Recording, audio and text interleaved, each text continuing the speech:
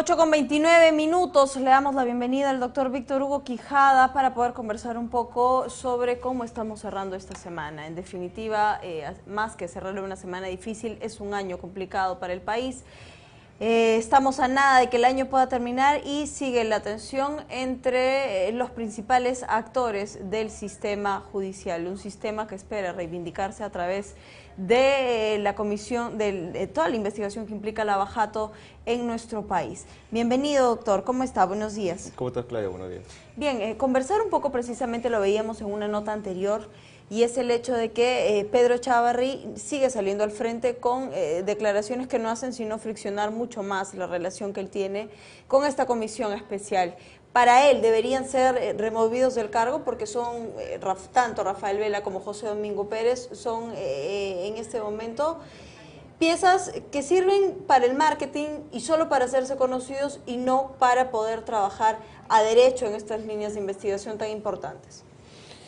Bueno, sí es preocupante, digamos, el panorama respecto al equipo del Ministerio Público que está viendo el caso Lavajato, porque no sabemos de manera certera si es que van a ser ratificados. Lamentablemente, en la actual ley orgánica, que tiene que ver con todo lo que son los magistrados, tanto jueces como fiscales son ratificados cada cierto tiempo. Y a pesar de que el abocamiento de la causa está prohibido en la Constitución, porque se supone que un juez o un magistrado no debe ser retirado de las causas que ven. Lamentablemente existe una contradicción normativa en la cual de alguna manera, digamos, da ciertas facultades en el caso del Ministerio Público al fiscal de la Nación para que pueda ratificar o no al equipo, en este caso del doctor Vela y el doctor Domingo Pérez, ¿no? Sin embargo, como existe hay una base constitucional que de alguna manera restringe el abocamiento, es decir, no se le podría de alguna manera constitucionalmente sacarlo tanto al equipo de los que estamos mencionando. Esperemos pues de que sean ratificados en los cargos, porque si no, ahí sí habría todo un problema respecto, digamos, al trabajo que han estado veniendo realizando. Retrocederíamos, ¿no? Porque imagínate que una persona nueva tomar conocimiento de tantos tomos, encima de que acá sería una especie de venganza política por parte del fiscal de la Nación, que ya sabemos cuáles son los colores que él tiene, y es muy cuestionado y que en verdad no debería estar ahí ejerciendo este cargo, pero lamentablemente es quien tiene, digamos, el poder de decisión, ¿no? Precisamente eso, ¿cuáles son, bueno, acabamos de salir de un referéndum que apunta a 4 reformas y 2 de ellas son precisamente en este sistema judicial? ¿Por qué Chávarri sigue apostando en contra del gobierno con decisiones que no van a traer sino un retraso en lo que ha podido ser un año de avance también? Nadie se imaginó seguramente que este año estemos hablando de las medidas tanto para Keiko Fujimori y para Alan García, que son considerados los peces gordos en este sistema. Sí, bueno, como tú bien mencionaste a la introducción de la entrevista, ¿no? Ha sido un año bastante movido y lamentablemente tenemos personajes como el señor Chávarri, como el señor Inostroza, que está haciendo mucho, ha sido vocal supremo, entre otros personajes que conforman el Poder Judicial, tanto en Lima como en provincias, que lo único que han defendido son intereses partidarios, o sea, políticos, económicos, y sobre todo los poderes fácticos, ¿no? Que son al fin y al cabo quienes están detrás de todos estos personajes, quienes mueven o trabajan en forma de un tablero de ajedrez, hacen movidas para tener hegemonía en los poderes, ejecutivo, legislativo, judicial, como estamos viendo en el caso de los cuellos blancos, el caso del mismo legislativo.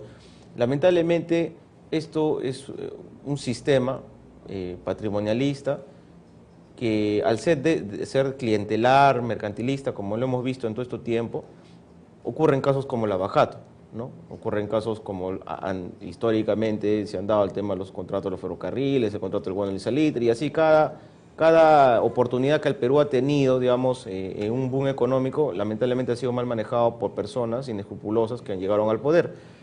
Y en el caso de Keiko y de Alan, pues efectivamente ellos al formar parte de todo este sistema y al tener influencia dentro del poder legislativo, dentro del ejecutivo, dentro del judicial, manejan pues las situaciones, tienen personas como Chávarri, como Inostroza, como otros personajes más que están ahí, que mueven y juegan a los intereses. Lamentablemente, el sistema de justicia, hasta la fecha, ha trabajado de una manera muy parcializada y obedeciendo intereses políticos, más que todo, como es lo que vemos día a día, ¿no? Y que seguramente la población lo entiende, porque no hay que ser, digamos, muy genio, y felizmente hay medios de comunicación como este y otros más que ayudan a difundirlo, ¿no? Porque al fin y al cabo genera conciencia, ¿no? ¿Cuál es el grado de conciencia que genera? Salimos de un referéndum que ha tenido un espacio limitado en la difusión de información y donde seguramente el resultado que hemos visto el 9 de diciembre ha respondido más que al conocimiento y la convicción de las grandes reformas que se anuncian, a la indignación social. Bueno, las reformas han sido planteadas, que son constitucionales, que está establecido, porque hay que recordar que el referéndum es un mecanismo legal que permite hacer reformas constitucionales, está establecido en el artículo 35 de la Constitución, y por tanto lo que se ha permitido acá es, bueno, en primer lugar, lo que el Ejecutivo ha hecho es escuchar a la población, como tú bien lo has mencionado, parte de una indignación. Lo que se está planteando es reformas de fondo en el tema de justicia, en el tema del financiamiento de partidos, en el tema de la no reelección, que ha sido en verdad el gran perdedor de este referéndum, ha sido el legislativo, porque si bien es cierto, ellos hasta hace no mucho tenían poder y tenían en jaque al Ejecutivo, la situación se ha invertido el día de hoy, ¿no? Se ha invertido y por tanto el Ejecutivo ahora es quien tiene, digamos, más respaldo social, y eso se ve en las encuestas que cada semana difunde, de más de 60%, lo cual es un hecho muy importante porque no se había una situación similar desde que Fujimori, después de su primera gestión, que lo llevó incluso a su segunda gestión y que apabulló totalmente a Pérez de Cuéllar en la segunda vez que se arribó a reelegir. Y así, ¿no? Entonces, al tener respaldo popular, le permite al Ejecutivo plantear ahorita cualquier reforma porque tiene respaldo ciudadano. El problema, Claudia, viene en que este sentir ciudadano tiene que llevarse a la práctica. Y para poderse llevar a la práctica, lo primero, el primer paso, como ya explicó el presidente también, es expedir, por ejemplo, la ley orgánica del sistema del nueva Junta Nacional de Justicia, las leyes pertinentes respecto al tema del financiamiento de los partidos, los reglamentos, las directivas, crear las instituciones, crear los sistemas administrativos y de gestión pública, que son los que van a permitir, al fin y al cabo, a gestionar y obviamente crear una nueva burocracia, traer una nueva burocracia que sobre todo sea meritocrática, sobre todo en el tema de la elección de los jueces y fiscales y quienes, por ejemplo, van a ver el tema de la restricción del financiamiento de los partidos, quienes van a trabajar en la OMPE, por ejemplo, ¿no? Entonces, esto permite a la población de una manera que actualmente respalda la gestión del presidente, la cual de una manera yo también comparto, como cualquier ciudadano que ha dado su voto el día del 9 de diciembre pasado. Esperemos que esto se lleve a la práctica. Lo que sí me preocupa, en cierta manera, Claudia, es este desequilibrio que está ocurriendo, porque ahorita, mira, el Ejecutivo es poder constituyente, es decir, ahorita plantean cualquier reforma que plantean, con este respaldo que tiene, lo va a ganar, porque tiene respaldo popular. La situación es el desequilibrio que el legislativo, digamos, al haber quedado totalmente debilitado, lamentablemente no hay un contrapeso, ¿no? Entonces, a veces el poder nubla, a veces el poder corrompe, entonces habría que esperar que esta gestión siga trabajando de manera objetiva y escuchando a la población como hasta el momento lo ha hecho, ¿no? A ver, durante estos 2 primeros años la preocupación era que teníamos a Fuerza Popular no solo como fuerza mayoritaria, sino como la que proponía adelante una agenda país sin concertación. En estos últimos meses Fuerza Popular no solo ha perdido aprobación popular, ha perdido credibilidad, está perdiendo institucionalidad y está perdiendo muchos de los que eran sus principales aliados. Daniel Salaverry está marcando una postura bastante clara en la presidencia de esta mesa directiva precisamente. ¿Podemos decirle traidor? Es un hombre inteligente en todo caso por tratar de marcar una línea de trabajo que lo aleje a lo que significa Fuerza Popular en este momento para el país. Cuando uno ejerce un cargo superior, como el caso de Salaverry, que es presidente del Congreso, no es solamente presidente que obedece a un interés particular de una bancada, ¿no? Efectivamente, él conforma parte de un partido político y por ende es la voz, ¿no? Ahí, pero cuando uno ejerce los cargos como presidente de la República, como presidente de la Corte Suprema, presidente del Congreso, eres representante de todos. Y por tanto, la función que debe cumplir un presidente del legislativo es neutral.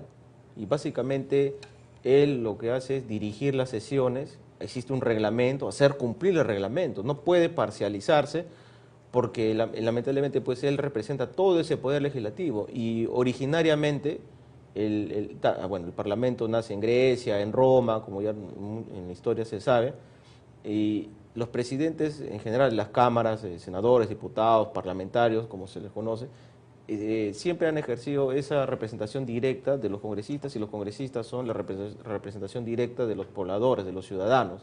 Ese es el origen, por tanto, no pueden tildarlo de traidor, porque él lo único que ha hecho es retirarse de una bancada tóxica que mucho defendía y hemos visto a través de los chats difundidos cómo se trabajaba prácticamente. Ahora, no se retira, ¿no? Él sigue formando parte de Fuerza Popular. De alguna manera él está deslindando para que lo coaccionen o para que lo presionen a tomar determinadas decisiones, lo cual es muy inteligente lo que hizo.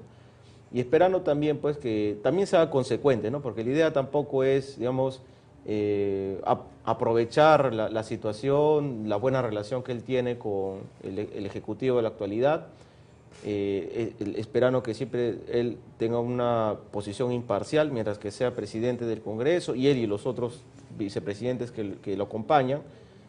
La situación aquí es de que también de una manera no debería pelearse con su bancada, ¿no? Porque hay que recordar que cuando uno ingresa a ejercer un cargo público por voluntad popular, como en el caso de los congresistas, también se supone, ¿no?, en teoría, que deberían tener una formación académica, una formación ideológica, una formación política, y por tanto también defender estas ideas en estos fueros, lo cual de alguna manera también a Salaverry de una manera debería, seguramente ya cuando deje la presidencia, volver, ¿no? Porque sí, lo que sí se vería mal es de que él renuncie, como han habido otros casos, ¿no?, de personas que aprovechan, digamos, la situación de ingresar al Congreso, pero no defienden las ideas de su partido, sino son mini caudillos que defienden sus intereses personales y más van a hacer lobbies, ¿no? A ver, vamos a hablar de quién en este momento no solo ha presentado, a entender de Salaverry, un documento que tiene un carácter intimidatorio, y hablo directamente de Rosa Bartra. Son dos personajes dentro de Fuerza Popular bastante diferentes. Al inicio trabajaban en la misma dirección, pero hoy Rosa Bartra se ha convertido en un fastidio, no solo para el Salaverry, sino para la gente que no quiere saber nada de Fuerza Popular. ¿Es acertado mandar este tipo de documentos porque no le gustó el hecho de que se puedan en este momento tener dos nuevos grupos políticos? ¿No atentamos contra la libertad de conciencia en todo caso?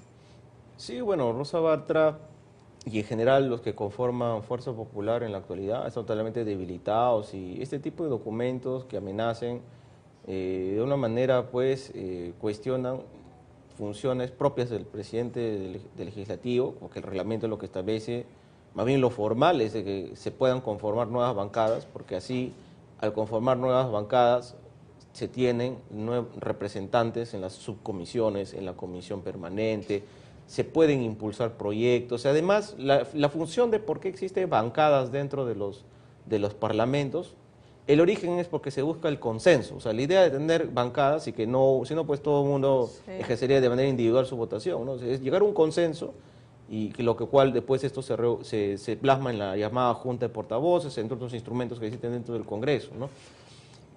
Este tipo de interferencias o de documentación, como el caso de la señora Bartra, lo único que hacen pues es desprestigiar más a Fuerza Popular. Acuérdate que actualmente el fujiaprismo se ha ganado solo ese rechazo de la población, porque acuérdate que con Alonso Kuczynski, si bien es cierto, era muy desacertada la forma en cómo este señor trabajaba, también hubo una posición muy férrea. Y lamentablemente, como siempre yo digo, la política es como boomerang, ¿no? Tú puedes estar un día arriba, un día abajo, entonces no sabemos la situación en la actualidad que, bueno, se está plasmando en la realidad, lo que está sucediendo con el Poder Legislativo. Efectivamente, Fuerza Popular ahorita no tiene ni la fuerza, no tiene nada de popular para que pueda impulsar o pueda impulsar algún tipo de ley o de reforma o cuestionar acciones propias del Presidente de la República como del Legislativo, ¿no? A propósito de Fuerza Popular, Keiko Fujimori cumpliendo ya una preventiva y el fin de semana estábamos ante esta audiencia de apelación donde Juliana Loza, que se encarga de su defensa, tuvo la posibilidad de poder sacarla de esta preventiva. En el camino suceden cosas y está sucediendo que ella denuncia que la quieren no solo intimidar, sino inhabilitarla profesionalmente. Sale una foto de una de las juezas de esta sala penal de apelaciones con el juez César Inostroza. ¿Condenable una foto para poder ser determinante al momento de una resolución en precisamente en eso, en tratar de traerse abajo la preventiva? Las fotos, en verdad, si bien es cierto, es escandaloso, es mediático, se ve mal, va contra la ética y bueno, lamentablemente para el fuero legal no tiene ningún tipo de validez, ¿no? Porque tendría que verse la situación, no diría para empezar una investigación. Lo que se está buscando es una presión mediática para evitar la libertad de Keiko Fujimori. Yo pienso que en general, como tú ya lo sabes, Claudio, desde hace mucho tiempo, yo siempre no me gusta cuando los temas legales se politizan porque lamentablemente mucha especulación, mucha prensa amarilla, mucha novela sobre temas que deben ser resueltos, sobre temas legales, y las fotos lamentablemente no son, al menos en este caso, porque no derivan de una investigación y porque no establecen nada concreto, no es una prueba para decir de que existe un vínculo amical o de un tipo de relación de amistad o en general entre esta jueza y entre el ex vocal César San Martín, César Inostroza, ¿no? Entonces, aquí la situación objetiva es de que esto no es una prueba. Ahora, lo que sí corresponde a la sala es evaluar los elementos de convicción o los medios, los requisitos que están establecidos en el artículo 268 del nuevo Código Procesal Penal, que son básicamente el tema donde se va a centrar la discusión es si es que hay o no hay peligro de fuga, si es que hay o no hay obstaculización a la justicia, porque el tema de la pena está claro que es mayor de 15 años, el tema del inicio del delito. Me preocupa también la situación de cómo el Ministerio Público está tratando de acomodar un supuesto de hecho al tema del lavado de activos. Bueno, eso es discutible, seguramente eso en el juicio se va a desarrollar los conceptos y toda la teoría y la doctrina, si el hecho es punible o no punible, etcétera. Pero donde se va a centrar la discusión que corresponde, digamos, sobre confirmar o revocar la detención preventiva es básicamente el tema del peligro de fuga o poner obstáculo a la justicia. Ahí hay dos criterios que se están manejando. Bueno, sabemos nosotros del caso de Jorge Yoshiyama, el sobrino de Yoshiyama, que se ha sometido a la confesión sincera. Y de alguna manera esto desbarata toda la teoría que hasta el momento ya la defensa de Fujimori, ¿no? Con la abogada Loza, entre otros, han sostenido, porque ellos dicen que son inocentes. Sí. Ahí la sala va a tener que valorar si es que individualiza cada situación, o sea, un caso de Keiko Fujimori, un caso de Yoshiyama y así, cada caso, o va a seguir tomándolo en conjunto como una banda criminal, que es lo que el Ministerio Público está sosteniendo, ¿no? Y cuestionado además porque muchos consideran que es escandaloso y además exagerado poder decirles a las agrupaciones políticas o organizaciones criminales. Y volvemos al punto en esto, en cómo determinar este ilícito penal. ¿Sirve tratar de criminalizar todas las conductas en este país? Bueno, el Código Penal establece cuáles son los delitos. Nosotros somos un sistema acusatorio. Nosotros nos basamos en la teoría nuestra teoría del delito es que las conductas sean típicas, antijurídicas, culpables y punibles, que eso es lo que se enseña en la universidad. Si es que la conducta no está en el Código Penal, no es delito. Me preocupa la situación y en verdad también es bueno valorar el esfuerzo que ha hecho el Ministerio Público en que este tipo de aportes ilícitos sean considerados lavado de activos, porque de una manera está sancionando estas conductas reiterativas que se ven en los partidos. Lo que sí me preocupa es que solamente se hayan parcializado respecto a un partido, porque de repente no tiene la popularidad, porque de repente ha estado obstaculizando al Ejecutivo. Está bien que se investigue, está bien que se sancione. El tema de la detención preventiva siempre voy a sostener, es un exceso.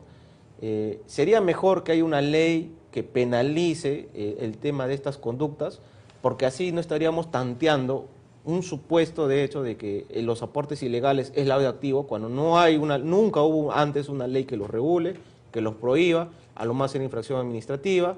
Además, no es una conducta típica establecida en el Código Penal y que está, digamos, tratando de amoldarse a la ley de lavado de activos. ¿Cuál hubiera sido el camino a seguir si no existen las preventivas en este país, teniendo la posibilidad de lo que hemos visto? Juez César Inostroza con toda una estrategia fugó.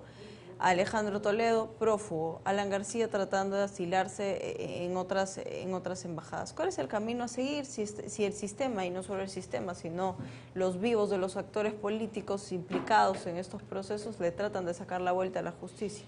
Bueno, efectivamente existe responsabilidad el sistema de justicia son varias instituciones que deben trabajar de manera más articulada y más eficiente, porque para evitar casos como el de Inostroza, por ejemplo, que hasta ahora está en extradición, ¿no? El caso de Toledo.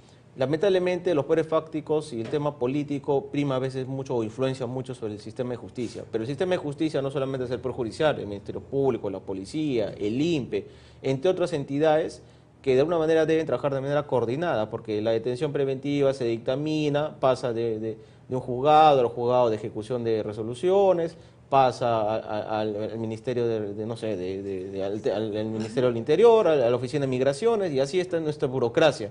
Lo que se tiene que hacer es trabajar de manera coordinada para evitar fugas, ¿no?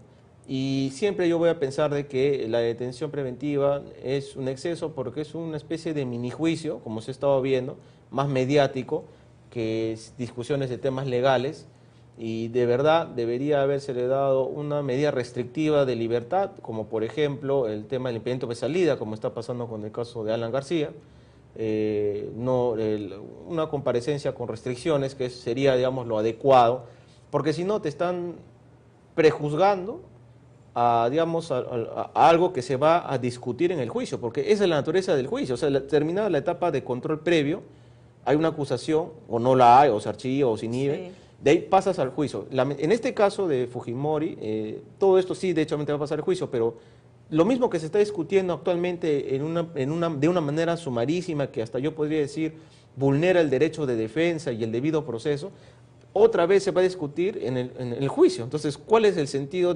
Mejor debería ser, pues, entonces, en esta etapa ya debería acabar y sentenciarse. O sea, ¿cuál es la idea, ¿no? Entonces, tiene que de una manera, actualmente, por ejemplo, bajo el sistema acusatorio, que nosotros nos basamos bastante en el derecho penal alemán, en donde existe la teoría del enemigo, de alguna manera prioriza los derechos constitucionales, y hay que recordar que la libertad es el derecho más importante que tiene todo ser humano, ¿no? Entonces, yo pienso que aquí es un tema mediático.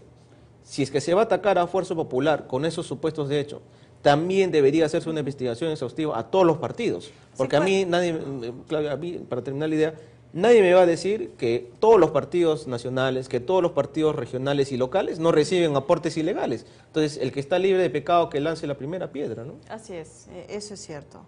¿De qué manera podemos decir que hay solamente una tendencia con Keiko Fujimori, si teníamos también a Alan García con este impedimento de salida que hizo que él se adelantara un poco al panorama, al posible panorama que podía afrontar tratando de asilarse en una embajada? Se deniega el asilo y muchos seguramente esperaban que se dé una detención preliminar. ¿Cuál es la diferencia entre estos casos? Bueno, la detención preliminar solamente requiere los indicios del delito y son máximo hasta un plazo de 10 días. La detención preliminar y la detención preventiva es ya cuando se suma esto el peligro procesal o peligro de fuga. Ambos tienen supuestos similares. Lo que debería corresponder antes de la detención preliminar es, para mí sinceramente, es derogar ese tema y solamente que exista la detención preventiva en todo caso, porque no tiene sentido que en uno solamente sea de 10 días, en el otro sí puede ser hasta 36 meses. En verdad, para mí no tiene ningún sentido. Si es crimen organizado puede ser hasta 9 meses y así, ¿no? Entonces, la situación aquí es un tema, digamos, de regulación, a veces un poco contradictoria. Ahora, respecto a lo de Alan García, eso es el derecho de cualquiera a pedir asilo. O sea, no solamente es porque a mí me pueden abrir un proceso penal, una investigación, y si es que yo considero que estoy en los supuestos que están establecidos en los tratados del 56, del 54, para poder pedir asilos, por un tema de político, y hay también doctrina desarrollada sobre eso, que es por temas de ideas, por temas de convicciones, peligro de la muerte, ¿no? De peligro de que te maten, como pasó en el caso de Víctor Raúl, allá de la Torre, y felizmente Uruguay resolvió conforme a ley, ¿no? Lo que correspondía es de que, es más, hay un artículo de ese tratado que establece de que aquellos que, o sea, no hay asilo, no se concede asilo cuando uno es investigado o procesado penalmente. Y ese fue el artículo que de alguna manera restringió el hecho de que Uruguay haya otorgado ese asilo, ¿no? Basándonos solo legalmente o porque también es evidente lo que se puede venir en este caso. Yo sé que se respeta en este país la presunción de inocencia, pero con tanto indicio indicando a que el caso Alan García tiene mucho que responder, era muy complicado que el gobierno se la pueda jugar, que el gobierno uruguayo se la juegue. Bueno, es un derecho constitucional en el cual todos somos inocentes hasta que se pruebe lo contrario. Hasta el momento no hay una imputación directa contra el presidente o el expresidente Alan García, ¿no? Sí pienso que de estos hechos debe investigarse y me preocupa de que todo este escándalo debería acabar en un buen puerto, que sería pues una acusación fiscal bien hecha, pero para que exista una acusación fiscal bien hecha contra el expresidente y los funcionarios de su exgestión, sería pues de que haya unas pruebas, ¿no? de Luy o de Cuba, se llega a probar esa relación directa que él ha tenido. Hasta el momento el expresidente ha señalado que es inocente. Me preocupa el hecho de que hayan dos versiones muy contradictorias entre lo que señala IDL y entre lo que señala el APRA, pero quien debería al fin y al cabo llevar la investigación y probar si es que él es o no un coimero es el Ministerio Público y el Poder Judicial, ¿no? Y quieran o no, y yo sé que a mucha gente le causa antipatía, Fujimori le causa antipatía García, hay que recordar de que todos somos inocentes hasta que no se pruebe lo contrario. Incluso ante un juicio, con una acusación inclusive del mismo Ministerio Público, la Constitución establece que uno es inocente hasta antes que uno sea condenado. Desde el punto de vista legal, yo pienso que el tema es totalmente claro y si bien es cierto, existe presión mediática, existe el escándalo y estos personajes son mal vistos, pues el rechazo social ya está, ¿no? Ahora lo que se viene es de que pasen los juzgamientos pertinentes, pero sobre todo haciendo respetar la ley, ¿no? Eso es lo que es importante. Ojalá que sí.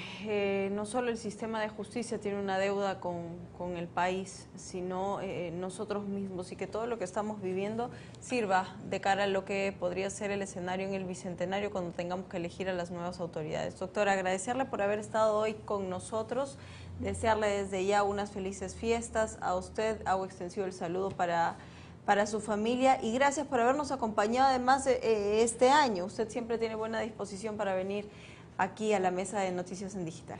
Muchas gracias, Claudia, y bueno, igualmente saludar a todas las familias del Perú, que pasen unas felices fiestas y en especial a Digital TV por la oportunidad siempre que me han otorgado. Gracias. A usted gracias, era el doctor Víctor Quijada. Nosotros seguimos con más porque por segunda ocasión el suspendido congresista Moisés Mamani no asistió a la audiencia por el pedido de la Fiscalía para levantar su inmunidad parlamentaria. Su abogado ha justificado su ausencia explicando que el parlamentario tiene que afrontar un proceso similar en Puno.